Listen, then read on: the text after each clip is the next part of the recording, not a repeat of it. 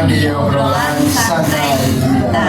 Hari ini kita membahas sesuatu yang terjadi yang mana tuh sebenarnya dekat sama kehidupan kita, tapi sering luput dari perhatian kita.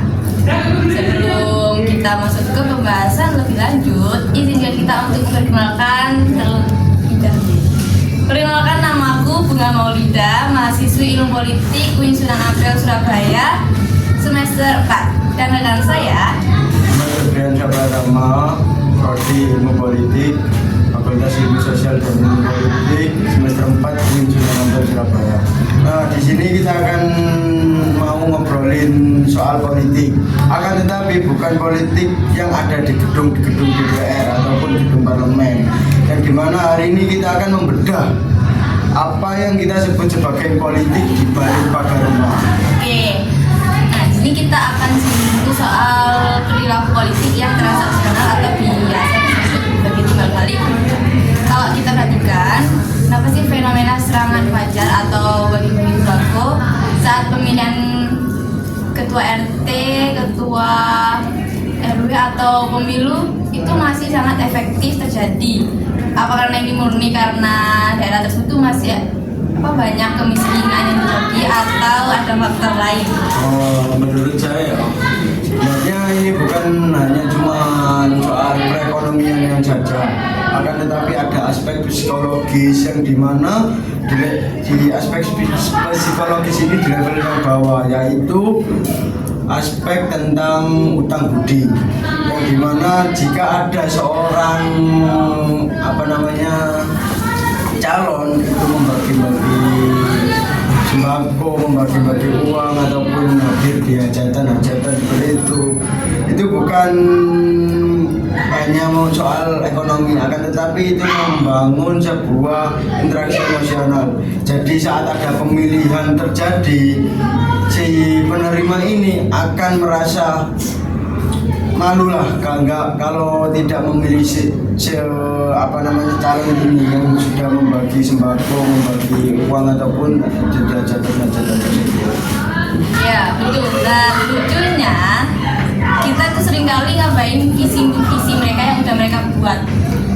Kita lebih milih tokoh atau calon yang dekat secara visi atau yang kita hanya tahu karena dia sering suka bagi sembako atau uang, daripada yang dekat secara ide atau visi mereka yang. Nah, menurutmu gimana cara kita buat memberitahu warga atau mengedukasi lah gitu, supaya pola pikirnya mereka tuh nggak kayak gitu? Menurut saya jika ada seperti itu, kejadian seperti itu kuncinya ada di politik berbasis isu. Nah, contohnya politik berbasis isu itu apa? Daripada kita debat soal siapa yang bakal ngasih konsumsi lebih banyak saat rapat, kenapa kita nggak coba bawa isu nyata? Misal, gimana sistem pengolahan sampah di RT dan juga misal gimana transparansi keuangan kas RT kita selama ini. Kalau kita mulai dari pembahasan masalah, orang bakal sadar kalau mereka itu butuh pemimpin yang solutif, bukan cuma yang dermawan saja. Menarik sih, tapi gimana dengan peran media sosial?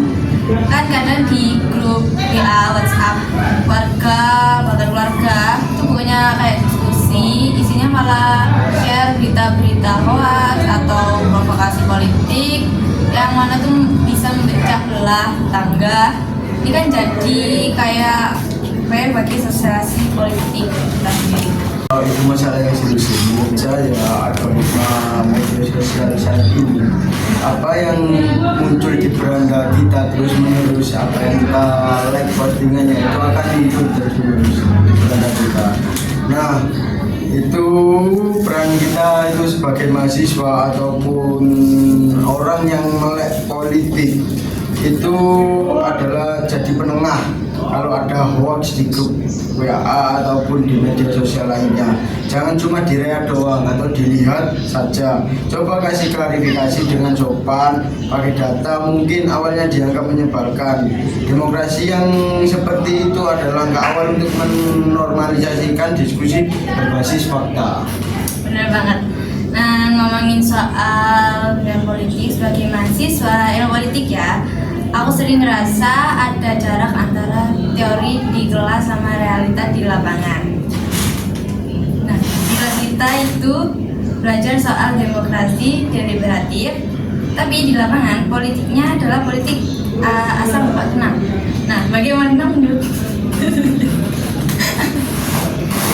jadi biar senang ini. Oke. Yuk kamu cerita kan yo.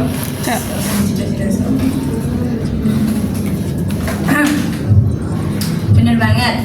Nah, ngomongin soal pendidikan politik sebagai mahasiswa ilmu politik juga, aku sering ngerasa kayak ada jarak antara teori di kelas sama realita di lapangan. Yang mana di kelas tuh kita belajar soal demokrasi deliberatif, tapi di lapangan politiknya tuh adalah politik asal bapak tenang gitu.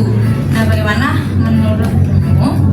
Apakah budaya paternalistik ini bisa pelan-pelan terkikis? Menurutku sih bisa, karena tapi itu membutuhkan waktu yang lama dan juga konsisten yang tinggi. Nah, paternalistik itu kan mengharapkan sosok bapak ataupun calon lah, ini yang namanya calon yang maha tahu. Tadinya kita harus pelan-pelan mengubah narasi menjadi kepemimpinan yang kolektif. Pemimpin bukan sosok yang harus disembah, tapi koordinator. Kita perlu mendorong budaya berani bertanya ataupun mengkritisi apa yang dilakukan oleh RT, Karang Taruna dan organisasi kampus. Setuju. Berani bertanya itu langkah awal dari warga negara yang berdaulat. Oh iya, ini aku mau nambahin sedikit soal dampak jangka panjangnya. Politik transaksional di tingkat bawah ini adalah cikal bakal korupsi di atas. Kalau dari RT aja udah beli suara, jangan heran kalau nanti di level nasional mereka merasa berhak mengembalikan modal dengan cara korupsi. Jadi membersihkan politik di tingkat akar rumah itu sebenarnya cara kita menyelamatkan bangsa dari korupsi yang sistemik. Benar banget sih. Jadi korupsi itu bukan hanya kesalahan pejabat-pejabat kita saat ini, akan tetapi akumulasi dari pembinaan kita di tingkat bawah itu sangat minim. Pertanyaannya, gimana kalau kita tetap idealis tapi dikucilkan di lingkungan sendiri? Nah, itu dilema ya, tapi menurutku kita nggak perlu langsung buat revolusi besar-besaran, cukup jadi virus kebaikan ya, itu istilahnya. Cari sekutu, teman yang punya pemikiran sama, terus mulai diskusi kecil-kecilan. Nah, semakin banyak yang sadar bahwa politik itu soal hak hidup mereka, semakin sulit politisi transaksional menembus pertahanan warga. Setuju, dan jangan lupa juga ya, sekarang kan lagi musimnya teknologi yang canggih yang bisa kita pakai. Sekarang sudah ada aplikasi yang dimana aplikasi ini bisa untuk pelaporan warga jika ada kendala ataupun aspirasi mereka yang tidak diterima, dan juga sistem voting yang terbuka atau sekadar transparansi keuangan kas yang diunggah di media sosial. Nah, digitalisasi ini bisa membantu memutus rantai titipan atau permainan di balik meja. Oke, betul. Jadi politik itu sebenarnya adalah cara kita untuk mengelola masa depan lingkungan kita sendiri. Kalau kita cuek, ya kita bakal yang paling pertama untuk merasakan rugi. Sebelum menutup, mungkin ada pesan singkat nggak buat teman-teman yang dengerin? Kalau pesan saya ya, singkat saja. jangan takut untuk kritis di media sosial, untuk mengkritisi pejabat-pejabat yang notabene ini korupsi ataupun penyelewengan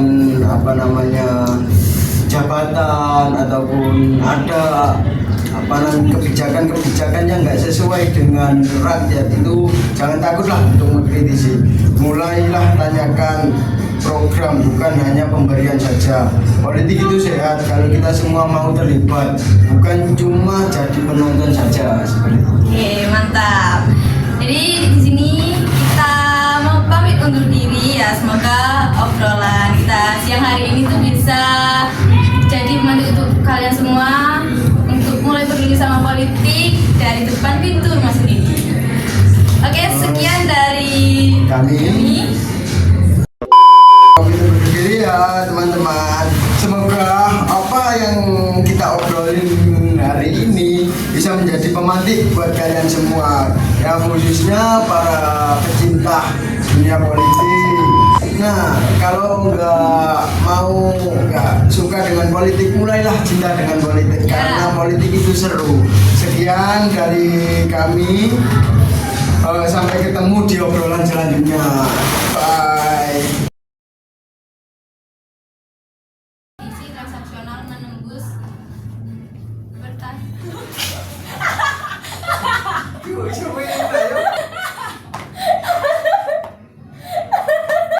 Assalamualaikum, halo semuanya, Lis. Halo Rek, masuk emak. Aku salah banget. Ditutup. Cahayanya dia silau. Iki, halo bareng tak? Ojo dil bujat dil. Mending halone bareng. Piye gak oleh ngono? Semuanya itu. Kan podcaster aku narasumber. Gak oleh ngono. Halo semuanya. Iki lo setengah Action. Saya tahu. gak apa wis nah.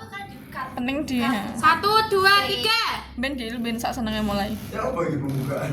Assalamualaikum. Ojo assalamualaikum. Halo semuanya. I just had to let you know you're